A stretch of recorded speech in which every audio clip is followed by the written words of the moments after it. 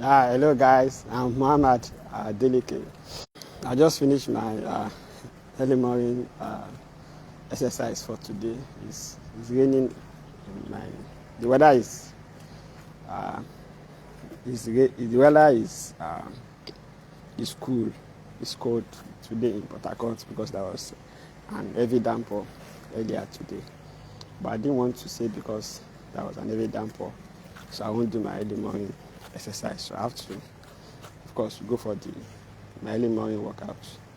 But I went with uh, my special uh, uh, jacket so that in case the rain continues or it's still drilling while I'm on the road, I can be protected because we always need to live a life of being prepared, not giving excuse. A lot of people give excuse for a lot of things. It's like somebody that go late to a meeting. I say, why are you late? Because I was hold up. You already know in your environment that is hold up, so you prepare for it. Or you are going for an interview, you got late to the interview, or with an unironed clothes, you said because there was no light. And then you plan ahead by giving your clothes to a laundry or you buy a generator. So most people live a life of giving excuse or seeing themselves as a victim. But for us to create an exceptional life, we need to invest exceptionally in terms of being very, very intentional, being very, very deep, and being very, very sagacious in our thinking, our action, and in all our strategy. What I'm talking about today is three most important business success secrets. Yes, three most important business success secrets, and this is helpful for either an aspiring entrepreneur, an existing entrepreneur, or a business owner that have multiple companies and wants to get more results. Because every successful person wants to get more results. And one of my own core life principles is that I look for people that are already successful and give them strategy, give them insight, give them support on how they can be more successful. Because success is compounding, the same way failure is compounding. So for those of us that are just starting or want to start a new business in terms of making money, I'm talking about three concepts, three of three. The first three is LDS. LDS. LDS. So firstly is we learn it.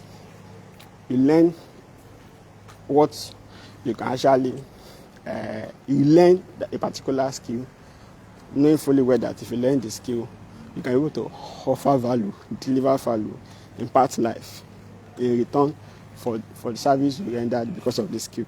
So the first thing is to learn. The first thing is to learn, and it's very fundamental. Learning is very fundamental, and it puts you in better position. That's why people that are more educated tends to be able to make more money. When I say education, it does not necessarily mean going to the 4 walls of the university. Because a lot of guys in Aba, in eco markets, make a lot of money and they don't have first degree. So when I say educated, I'm talking about business education. So it's to learn the skill. Then the second thing that is very, very important is having learned it is to do it. Because there is a difference between learning something and doing it. Having learned it, you practicalize it, you have results from it, you have more experience doing it. Because now the changes we have in the last 4 years is more than the changes we have in the last 10 years.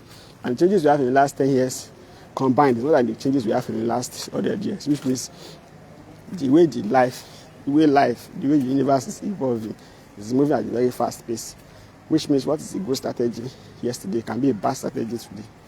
What is a good strategy yesterday can be a bad strategy today. That's why we need to continuously evolve. We need to continuously look at not just how to survive, but how to strive.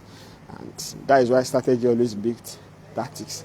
So having learned the skill is to do it. Implement, practicalize, get results, get your hand wet, implementing what you have learned. Then the third thing that is also very, very important is, which most people don't do, is to go to the next level, which is to do what? Is to sell it, is to productify the skill, is to make it much more better than what you even learned by adding add-ons to it, then productify it and sell it. Of course, most ideas does not come. People that make a lot of money, they had extra. Like people that are farmers in the farm. Let me say for tomatoes, for example, people that sell tin tomatoes. People that sell tin tomatoes make a lot of money more than people that sell tomatoes because they added a lot of value.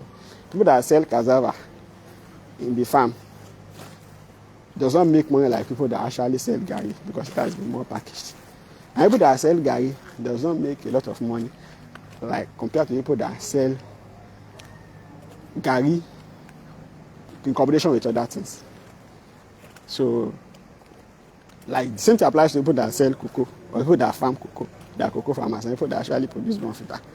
So it's to go extra mile in further adding value to what we have learned.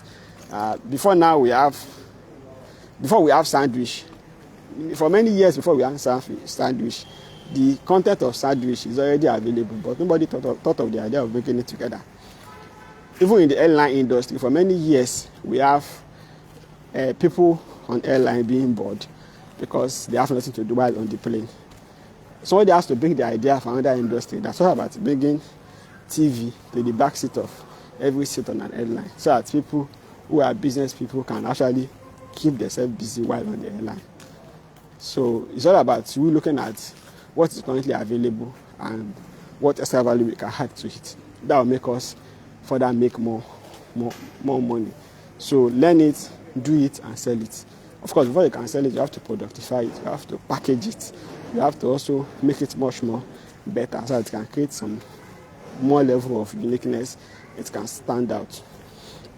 And if you look at those people that are very, very successful, they actually follow this pattern. Even Dangote, for those of us that know his history, started from the distribution industry. That is, he distributes consumer goods. He was not producing all those goods. But after some time, when they have enough traction, enough experience, he started importing them instead of just distributing, while some of them started producing it here in Nigeria, manufacturing them here in Nigeria, haven't gathered momentum gradually. Even Amazon started as a bookstore, but because they have a very big vision, and they're able to now on Amazon, you can buy something as low as tiger nuts with you. For those of us that understand Yoruba, then you can also buy drone on Amazon. So its momentum is gradual. So the other important principle, we call it edge-org concept. Edge-org concept, very important principle that most amazing, very big company that have exceptional results, that have been on the planet for decades, for centuries, and that are not just being on the planet, exist for long, but they are making phenomenal growth and making a lot of money.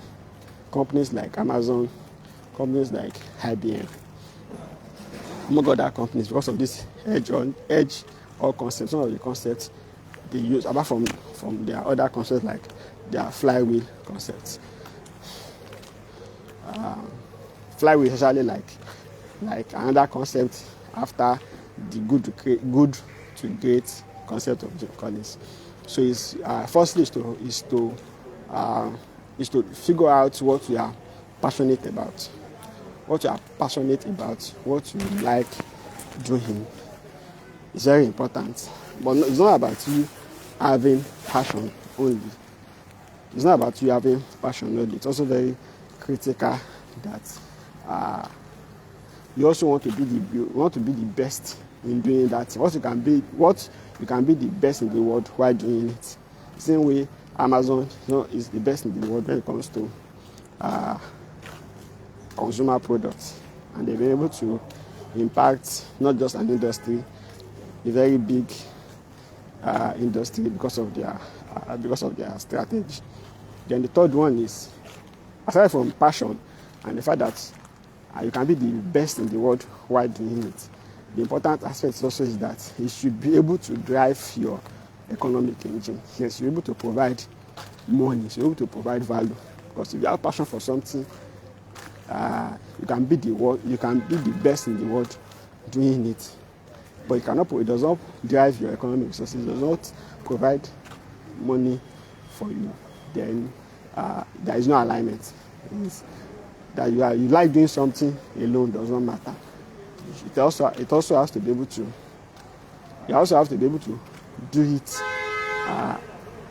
in a very exceptional way. That is very good at doing it, and also be able to make money while doing it. So I can be able to actually serve more people and drive more results, drive more value from it. So the topic of this presentation is 3 most important business success secrets. I'll talk about the LDS: learn it, do it, sell it. Now I'll talk about the hedgehog concept of doing what you are very passionate about, which will actually affect your vision, your mission, and your entire action. Then, of course, be the world best in doing that particular thing, which has to do with being very intentional, being super focused, being exceptional in every aspect of what you do. And the third part is, of course, that thing should be able to drive your economic resources or economic engine by delivering value. Because if you don't deliver value to customer, you cannot make money. But some people are able to actually deliver value, but they are unable to capture value. And that's the story of Skype. We look at Skype when it comes to the disruption they cause, in the sense that in the voice communication industry, instead that you can be able to make calls without actually spending call credits. That is the disruption Skype cost, which means able to offer value, and also destroy value for some of the income of the communication companies, but they are unable to make money because they are unable to monetize it. So it's not about you delivering value, you should be able to know how to also monetize. So you don't end up destroying value for a particular company. Why you not capturing the value? Which means the consumer will be the only person, will be the only entity, will be the only entity in the flow that is going to benefit, while you will not be able to benefit. And as a result of that, you may not even be able to take care of the consumer very well because it's not be sustainable. So it's not about focusing on profit only. Also look at how to also be sustainable so that people can be able to also get continuous value from you. Of course, that also, if you also look at the concept of Volkswagen, the Volkswagen model is also very, very we like all this exceptional, but insightful in terms of learning knowledge from it because of the quality of their product.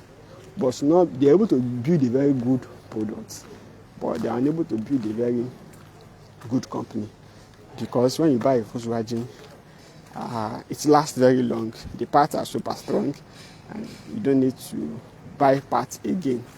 And automobile industry make a lot of money from spare parts, so they're unable to come up with a mechanism that will enable them actually drive money, recurring revenue by selling spare parts of their vehicle. And I'm not saying that you should do fake products, but you can look at how to also generate recurring revenue. Just look at what Tesla is doing. Tesla will not only make money from electric cars, but they also make money from the device, from the technology they are using to drive, from the software they are using to drive it, because of other things that connect to it. But of course, maybe in subsequent video or some of my other videos, you will learn more about the economic mechanism of Tesla. But some of this knowledge are things that you need to actually understand them deeply for you to be able to connect the dots. And some of these businesses, they have what we call double play strategy. The company can actually be losing money from a particular business sector or a particular product, and be making money on their other products. Even countries does that. Like US economy is very strong because they have a very strategic policy about their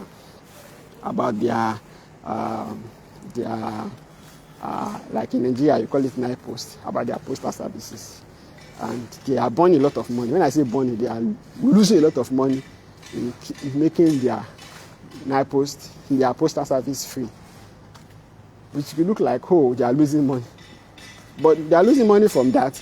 But because of that, it affects other aspects of their economy, like logistics and e-commerce. Because without postal service, without a very good postal service that is friendly to e-commerce company like Amazon, the Amazon will not be where they are today. And Amazon is contributing a lot to the US economy. So not just in terms of how many employees they have, in terms of the tax they pay, among other benefits. That is why Dangote in some countries does not pay tax, even gets free electricity, because Dangote is a conglomerate.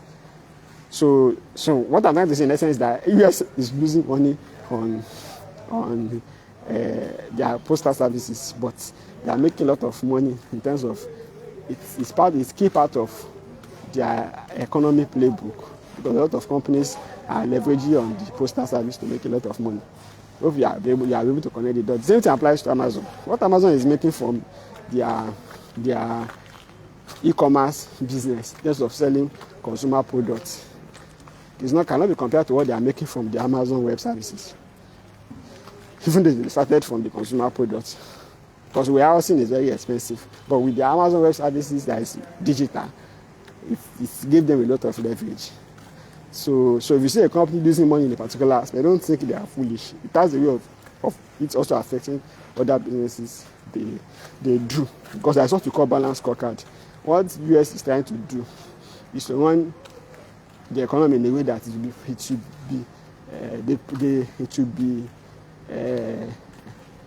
be friendly to the entrepreneurs and also to the citizen. That is why their postal service is free. Just like Nigeria, for example. Imagine if our electricity is stable and is cheap. It has a way of driving the economy of the country.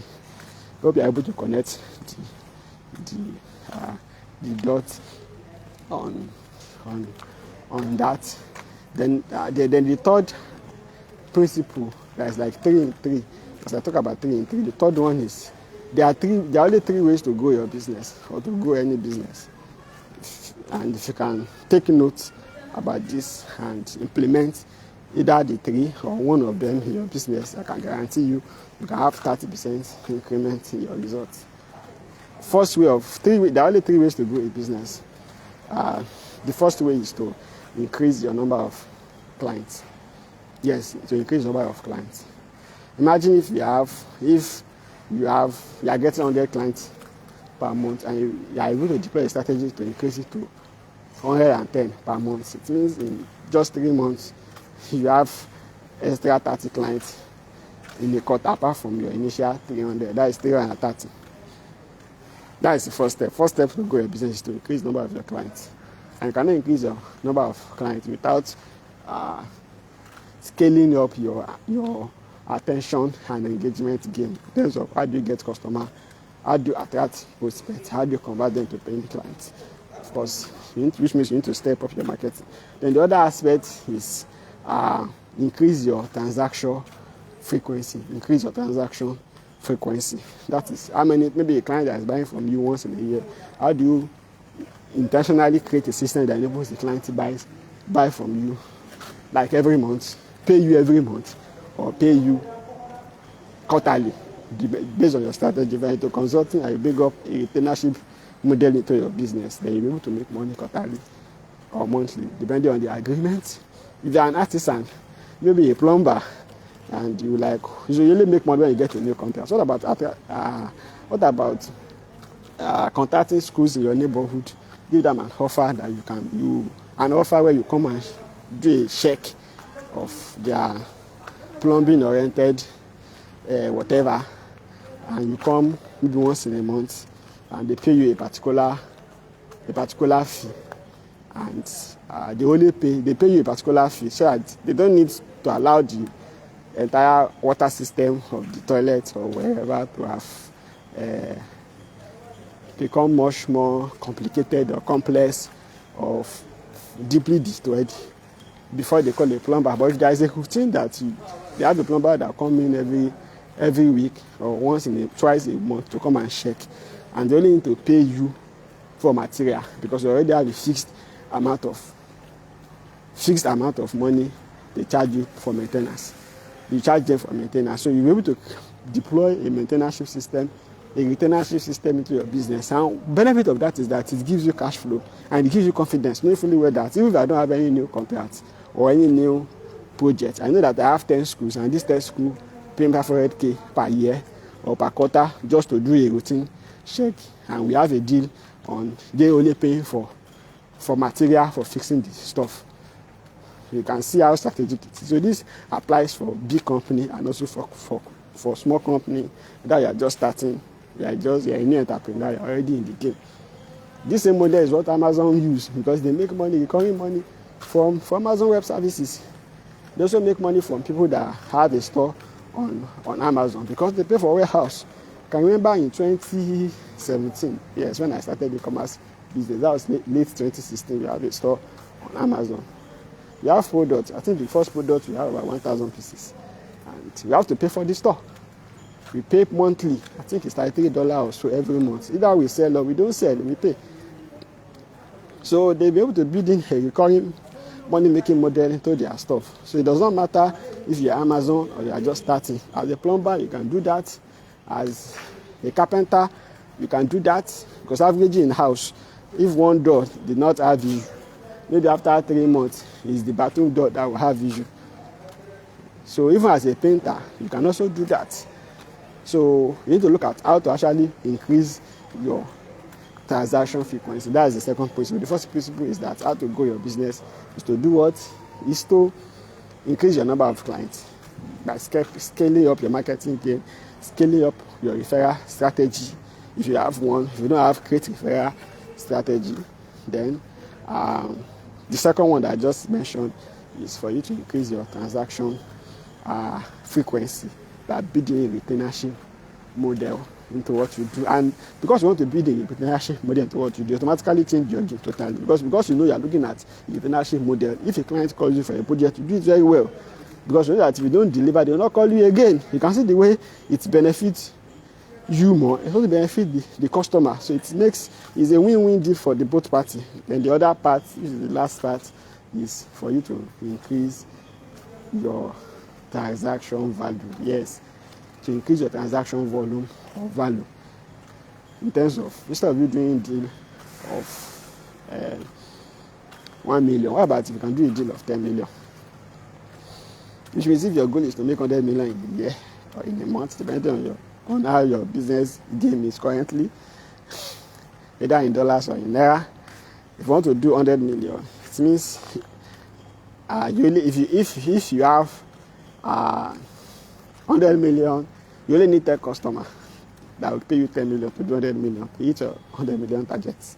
That is like the average of 1 customer per month to pay you 10 million to do 100 million in revenue. It can also be in profit, depends on your business framework. But most people will tell you about, I'm making 100 million per year. When you make 100 million per year, it does not mean that your profit can have 100,000. So you need to also be very strategic about that. But of course, to make this easy, we'll just say 100 million in revenue. So if you have 10 customers, you have 100 million already. So if the average profit per deal is 2%, or let me say it's 20%, it means you have done 20 million in a year. Because you're always good at, we are realistic and we are very strategic in all this. Because most people, they just say, this year I want to do 1 billion. You also need to calculate how much you want to make in profit. That will affect your entire strategy. Because there is this rant of mine, of course, it's gleaned from one of my mentors. So, cash says is, you can write this down because it's a very interesting business dose or business rant. Sales is vanity. Yes, sales is vanity. vanity. Then profit is sanity. Yes, profit is sanity. I think it's making more sense. Because when you make profit, you are saying, but cash is reality. Because you can make the money, you can make the sales, you close the deal, you calculated your profit. The money is in your bank account. But without the cash eating you receiving the cash, raw cash, like this, or having access to the cash, you have not seen reality. Yes, you have not seen reality. So let me dig deeper into this. Before COVID-19, imagine you've paid for an event, maybe a hall for an event you want to organize. You pay the caterer, and 2 weeks later, and you pay like a month ahead, and two weeks later, there is lockdown. What happens? Or imagine you are the person that already buy raw material for a particular product, and for one reason or the other, you cannot use those raw material. I don't want to go deep. What happens? Or you get a contract, you've already closed the deal, you deliver the contract, they didn't pay you money on time, or they even paid the money, then your bank comes with an issue, or your FCC raise an alarm, or your bank tell you that, most of the time you even go to ATM, you want to go and collect money, and you are unable to withdraw the money. You do not see the cash. So let me go back to what I was saying. So we being intentional when we are setting goal about our finance. About, okay, I want to make 100 million. Also need to factor in, I want to make XYZ in my profits. So when you are thinking that how much you want to make in profit, you'll be able to automatically look at how you'll be profitable. A lot of people run business, they make money, but they're not profitable. That is why you can be under 30 million, yeah, and after 2 months, you file for bankruptcy. Of course, that doesn't happen in Nigeria. Nigeria does not file for bankruptcy. It's only in insane country where people file for bankruptcy. Nigeria want to die there. Because the fact that you do business doesn't mean you cannot lose money. Dangote has paid more than 21 businesses before he became what he became. And he's also broke. But when we say broke has level, and broke has context. So for entrepreneurs, it's very important to look at our profit model. Of course, it's also possible for you to do business and the first 1 year you're just burning money. We are supposed to call blitzscaling. You are burning money while figuring out how to make profits. But if you are intentional about it, that okay, in my first 6 months, I'm going to lose a lot of money. I'm going to invest a lot of money. I'm going to burn a lot of money. My churn rate will be very high. My burn rate will be very high rather. And of course, after 1 year, I'll make a lot of money. It's very good. You're very intentional about it. So you're not being carried away. If in the first quarter you say you want to do 100 million, and in the first quarter you've not even done 20 million, which is far from if you want to make it per month. So we just need to be much more deep in what we do and very, very intentional about it. So imagine if you sell a land, maybe in VI or Oniwu or Banana Island, and you sell a land in Oyilegom, you can know the difference. So while we are going our business, look at how to one, increase our number of 3 ways to grow our business: increase our number of customers, of our number of clients, increase our transaction frequency by building retainership model, subscription model, repeat income model. And because we don't want to do that, we'll be forced to actually offer more value, be more passionate about delivering for our clients. When we say clients in this context, we have 3 categories of clients. Most people don't realize that. When we say clients, we think, oh, people that pay you money. Your vendor is your client. Even your staff, they are your clients. If you treat your clients, your staff very well, they are going to actually deliver more, and people that actually pay you will make more money. If you treat your vendor well, they're going to treat you more, give you more consideration, give you soft policy that will enable you to make more money. And at the end of the day, you can be able to sell more products, reduce your cost, and the investor will smile more. So when we talk about clients, you should not be seeing it as people that pay you money only. Consider your vendor, consider your partner, consider other stakeholders. There's this, like what happened in NSAS, because me, I'm a business person. I constantly think, act, and explore I think systematically.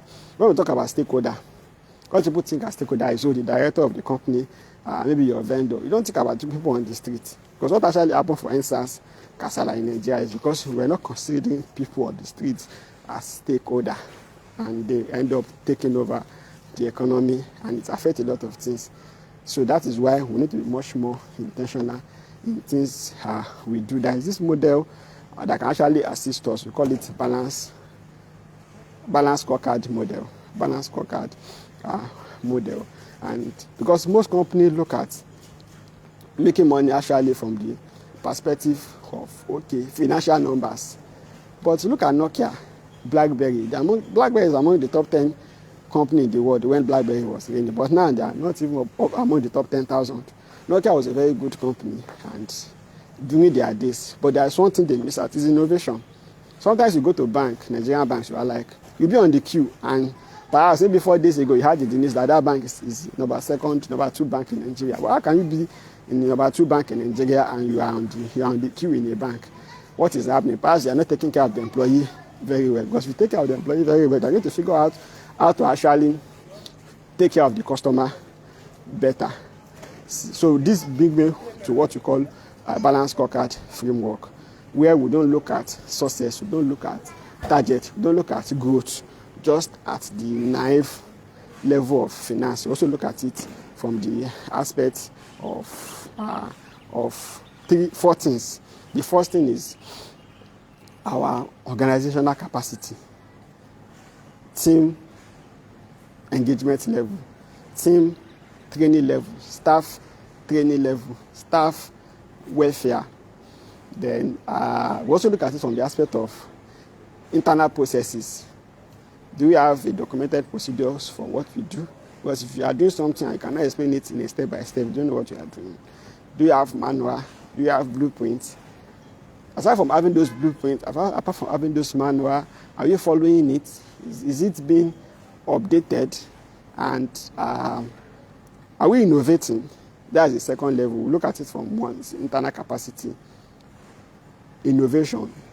Then the third, because if the employees are well trained, they are well onboarded, they have good welfare package, and you have internal processes, they are constantly reviewed, they are constantly updated, you are innovative, you invest into technology, and you also invest into human capacity building.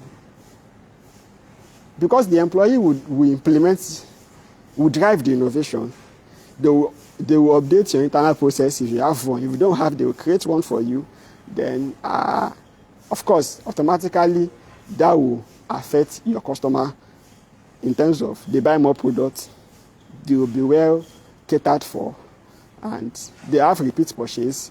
Then your cost will be reduced. Because your cost will be reduced if you innovate. Your cost will be reduced if the employee are well trained, because there will be reduction in error. Then automatically you sell more products. And when you sell more products, investors make more money. Then your finance changes. So when we are looking at some of this growth, you should not be looking at it at the naive point of view, or just follow motivational speaker that will tell you become your own boss. You can make 100 million naira in a year. That's actually looking at how do you make it. Is it about making money? What about giving value to your customer? What about staying long in the industry? Because big company can fall. If Nokia can fall, who cannot fall? But if you have a flywheel and you consistently pull your flywheel, then you'll be sustained. You'll be sustained. And some of these lessons also, of course, I'm a very spiritual person. One of the teachings of Islam is that if you have an employee, you should not allow the sweat to dry before paying their salary. If the employee knows that once the month ends, it's going to be paid and no story, he will deliver now. And if the employee also knows that the company will take care of him, he will also not be coming late to work, like what happened in plenty of Nigeria. I'm not even saying Nigerian companies. Let me start from the government parastatals. We go to police stations, we see police pressing phone while on duty. You go to government hospital, they come to office late and they leave early. And we are talking about, or you see even lecturers that will only they are supposed to come to lecture maybe 24 class in the time, they only come 8 in the class. 8 in a term, and they are complaining about they not being paid. I'm not saying it's justified for the government not to pay them or to cater for them, but there is this. It's good that we always consider balance. It's good we only consider balance. Of course, I believe this presentation has been very, very beneficial. I will encourage you to share this video so other people can also benefit. I have passion for entrepreneurship. I've been in the entrepreneurship journey for many years of my life, and a lot of success story, a lot of failure story. But if everybody can become like 120 years or 150 years, we will not do mistake. But entrepreneurial journey is not a journey that we should now do and be suffering just because we don't have the required capacity. That is why sometimes when I have time, I take time to do some of these videos so that people can actually benefit from it. So share this video with anybody you know that is an entrepreneur, either a struggling entrepreneur or a very successful entrepreneur. Because someone that is even struggling does not mean that it's the end of life, because it's actually paying school fees. And that school fees, if he learn from the failure, it will catapult him to be able to make a lot of money. So just told you, Dangote has done 21 businesses. 21 business, not 2, not 3, not 4, not 5, not 7, not 10, not 21 businesses that he failed. But look at one of the strategies he used is that when Dangote started this oil and gas game, he became friends with Otedola, because he doesn't know jack about oil and gas, but Otedola has knowledge. So that is why when we also want to do business, we also need to be very strategic about it. That will pay for mentorship or become a friend with somebody that knows the game. With that, we'll be able to get amazing, exceptional results, because success actually has a blueprint and failure has a blueprint. So we follow anyone that we are comfortable with. The more importantly, also we pray, but it's also not only about we hustling. We also need to include prayer in our strategy, and being intentional, being sincere in our strategy, because a lot of people also come online, they flash a lot of things, but deep down them, they're not actually focusing on actually delivering value. They're only looking at just calming people of their money, not focusing on making money. It does not mean that people that are sincere does not have challenge. They can have challenge, but if you are sincere, you have challenge, and you learn from your mistake, then the sky is the beginning of your game. I believe this video has been helpful, so let's share it to people. You can also join me across my social media, Muhammad Adeleke TV, on Facebook, on YouTube, on Instagram, on TikTok, then on Twitter, Adeleke Muhammad. Then, of course, you can also connect with me on my line 234 plus 234 7069555553. Well, I don't know where you're watching me from. Why I'm dressing like this is because I went for a workout, early morning workout today, and I decided to go with my pullover just in case, because the rain is actually still drilling, so that I can be able to, because I can be able to protect myself, because as an entrepreneur, we need to constantly think about how to solve a problem. There are solutions that cause that problem has not been created. That is being sagacious. I have some of my amazing people online that have joined me today. I have Sulaja Korede, you are welcome. I have Peter Kanayo, you are super welcome. I have Jimmy Costa, my special Egbo. I have Akerele Adedayo, who also joined the section. I appreciate you guys, and I'm super grateful that you joined, and I believe you're able to pick one or two things from this presentation. Also share it with other aspiring and existing entrepreneurs. Follow me across my different social media. You can also comment in the section. If you have some feedback from me, if you have some questions, I will act accordingly on them. Thank you. I'm Muhammad Adeleke.